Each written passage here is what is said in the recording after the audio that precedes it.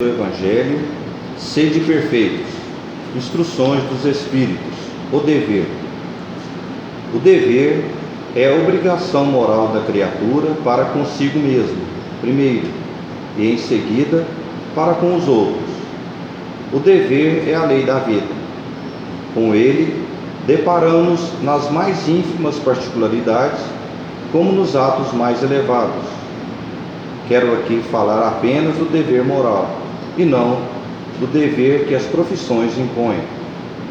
Na ordem dos sentimentos, o dever é muito difícil de cumprir-se, por se achar em antagonismo com as atrações do interesse e do coração. Não têm testemunhas às suas vitórias e não estão sujeitas à repressão suas derrotas. O dever íntimo do homem fica entregue ao seu livre-arbítrio. O aguilhão da consciência, guardião da probidade interior, o adverte e sustenta, mas muitas vezes mostra-se impotente diante dos sofismas da paixão. Fielmente observado, o dever do coração eleva o homem. Como determiná-lo, porém, com exatidão? Onde começa ele? Onde termina? O dever principia para cada um de vós exatamente no ponto em que ameaçais a felicidade ou a tranquilidade do vosso próximo.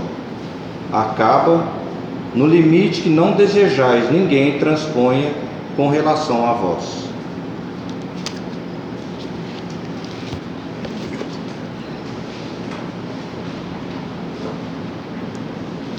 Então, boa noite, queridos irmãos. É com muita alegria e satisfação que a gente está aqui hoje para trazer uma reflexão a respeito do livro Sinal Verde. A leitura é intitulada Hábitos Infelizes.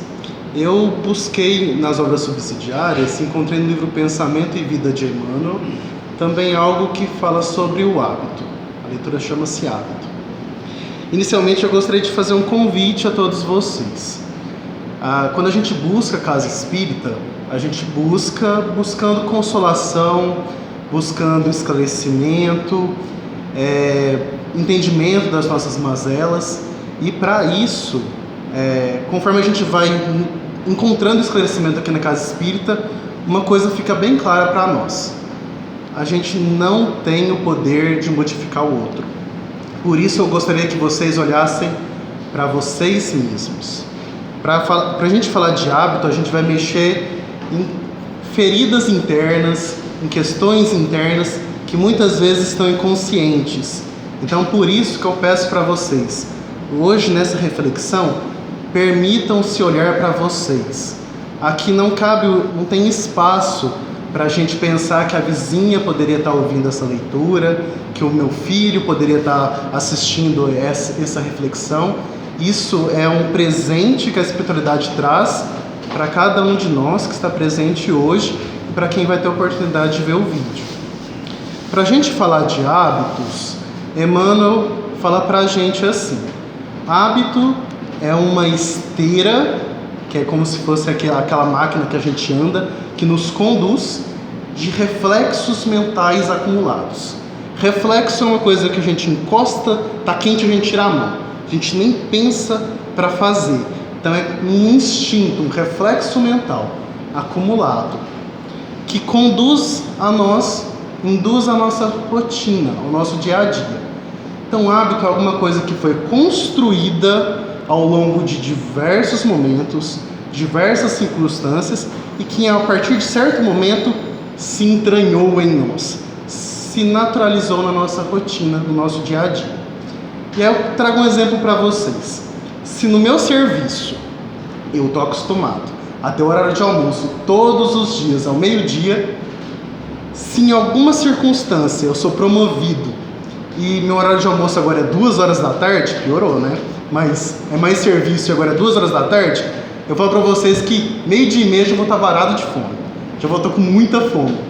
Isso, uma mudança, uma necessidade, me força a mudar um hábito. Uma questão que a minha mente trouxe para mim, que eu estava com fome, uma necessidade de um hábito. Esses hábitos fazem parte da nossa história.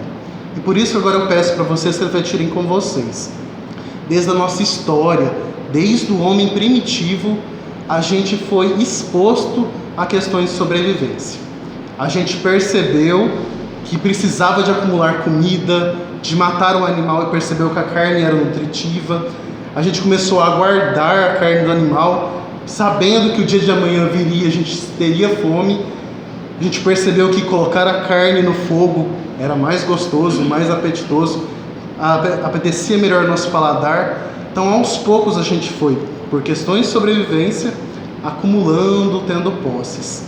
Porém, algum momento da nossa existência, como humanidade, a gente começou a colocar as nossas necessidades acima do outro. Então era mais importante que eu tivesse uma despensa cheia do que facilitar para o irmão que está passando fome. Então, com a nossa evolução ao longo das décadas, a gente permitiu espaço nas nossas vidas para uma rotina de crueldade, uma rotina de não ver a dor do outro, principalmente vendo as nossas necessidades. Isso são questões históricas. Inicialmente foi uma necessidade, a gente colocou as nossas necessidades em primeiro lugar. Veio Jesus. E nisso Jesus trouxe a rotina, o hábito inicial da simplicidade. Veio na manjedoura, foi oferecido as melhores vestes, os melhores lugares, as melhores oportunidades, e ele sempre buscou a vida simples, a simplicidade. E terminou a sua vida na cruz, mostrando o exemplo de paciência e de resignação, dando para todos nós a certeza da vida eterna. Ele trouxe para nós uma coisa que já estava escrito nas nossas mentes, aonde? Lá na consciência. Na nossa consciência estavam as leis de Deus. Em algum momento da nossa caminhada, a gente começou a ficar cego para a dor do outro. Jesus veio e chamou a gente ao compromisso novamente. E nisso, Jesus traz essa reflexão. Por isso que eu falo para vocês, hábitos.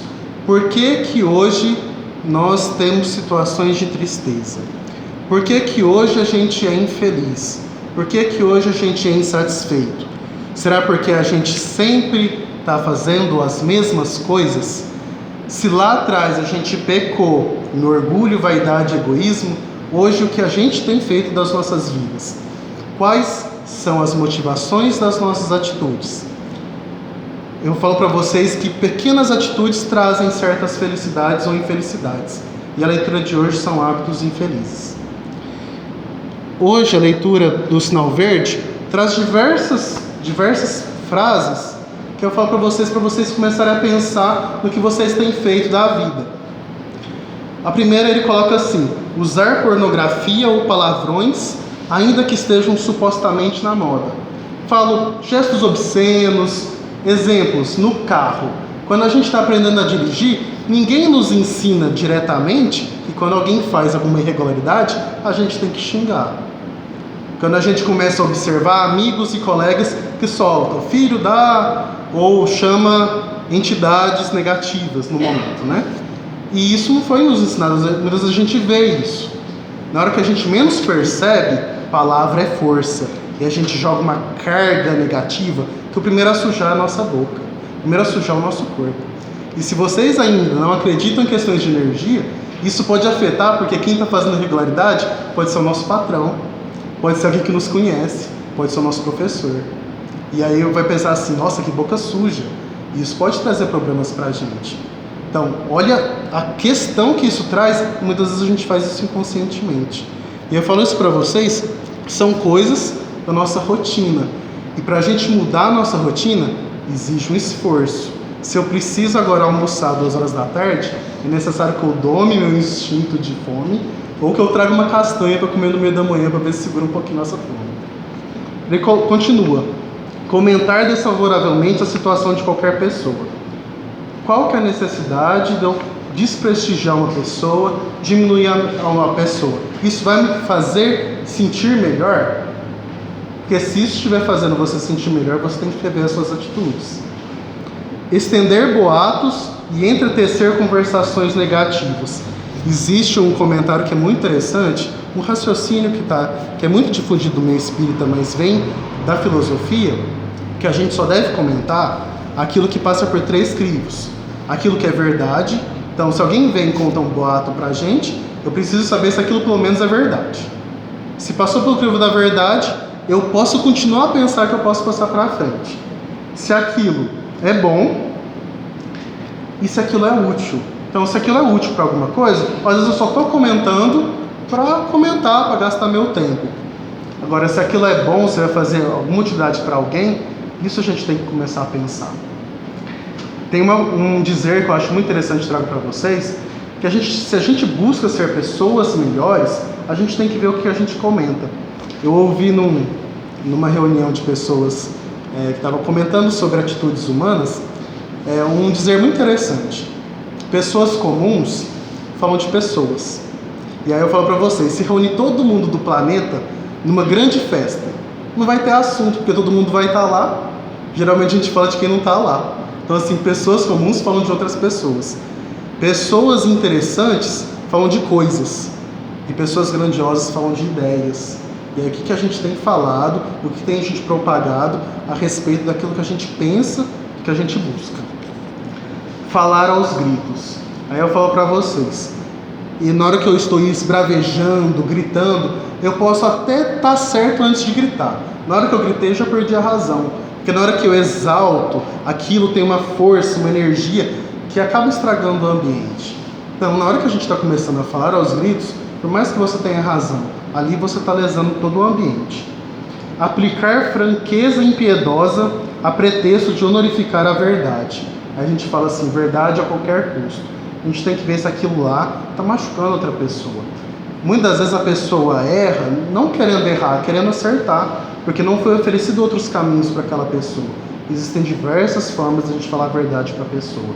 E muitas vezes a gente consegue falar com mais carinho, a lembrar a pretexto de Jesus com a mulher adúltera. Jesus não atacou a pedra ou apontou os erros de cada um, somente abaixou na areia e começou a escrever nomes. E cada um entendeu a mensagem. O mais importante é a mensagem e não a agressividade. Escavar passado alheio, prejudicando ou ferindo os outros. Comparar comunidades e pessoas, espalhando pessimismo e desprestígio. Um que é muito interessante, fugir da limpeza. E eu trago para vocês assim que é interessante isso, porque são pequenas atitudes que trazem a nossa felicidade, por isso que são hábitos infelizes. Muitas vezes minha rotina é muito pesada, eu trabalho demais, sou casado, tenho filhos, vou lá, tomo água e largo o copo na pia. Vou lá e como as coisas e largo tudo lá. Aí minha esposa fica extremamente nervosa comigo, e isso vira uma briga e isso se estende para uma questão que era uma questão de higiene. E vocês sabem o tanto que é interessante chegar num ambiente que está tudo limpo, que está tudo agradável. Façam o exemplo ou a tentativa de cada um limpar a sua própria sujeira na sua casa. Você vai ver que vai ser muito menos trabalho para alguns, que vai ter tempo para pensar em coisas mais produtivas. Queixar-se a propósito de tudo e de todos. Fixar intencionalmente defeitos e cicatrizes do próximo. Muitas vezes quando a gente busca falar mal de alguém, é muitas vezes para a gente esquecer de alguma coisa que a gente traz. Então quando eu quero falar assim, fulano de tal é baixo, é vil, eu estou querendo que os outros olhem para ele, e até mesmo eu olhar para ele, para eu não olhar para as minhas próprias deficiências. Desrespeitar as pessoas com perguntas desnecessárias. Contar piadas suscetíveis de machucar os sentimentos de quem ouve. A gente sempre faz um exercício na dificuldade de o que será que Jesus pensaria se eu falasse isso.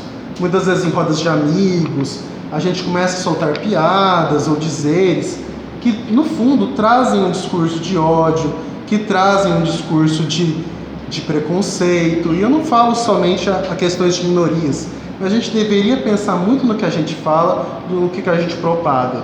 Porque pessoas que se a gente busca se espelhar como Jesus, como mais próximo a nós, a Chico, eram pessoas que buscavam aproveitar todo o tempo possível. Zombar dos circunstantes ou chicotear os ausentes, que eu comentei para vocês, de pessoas que não estão presentes. Deitar conhecimentos fora de lugar e condição, pelo prazer de exibir cultura e competência. Desprestigiar compromissos e horários. E aí, essa questão é uma questão muitas vezes comum no comentário do brasileiro, a questão do compromisso com o horário. Muitas vezes são pessoas que estão esperando a gente para fazer determinado trabalho. A espiritualidade nos aguarda para fazer as coisas. E os compromissos em relação ao que a gente tem que fazer, por exemplo, num hospital, o médico não pode se negar a ir no horário, porque senão vai ficar sem atendimento às pessoas que estão em sofrimento. Então a gente tem que ter compromisso em relação a nós e em relação aos outros. Viver sem método. Isso aqui é aquela frase do deixa a vida me levar. A gente, no ambiente espírita, não podia permitir a gente viver de qualquer jeito. A gente precisava pensar no que a gente está fazendo ao longo do nosso dia e analisar o que a gente tem feito todos os dias. Se eu estou me magoando fácil, se eu estou descontente com alguma situação no trabalho, se eu estou descontente com as situações familiares, é importante que a gente sente, se possível, dialogue, ou se isso não foi possível, deitar a nossa cabeça no travesseiro e pedir pelo menos para o nosso anjo da guarda para que a gente acorde com o esclarecimento necessário.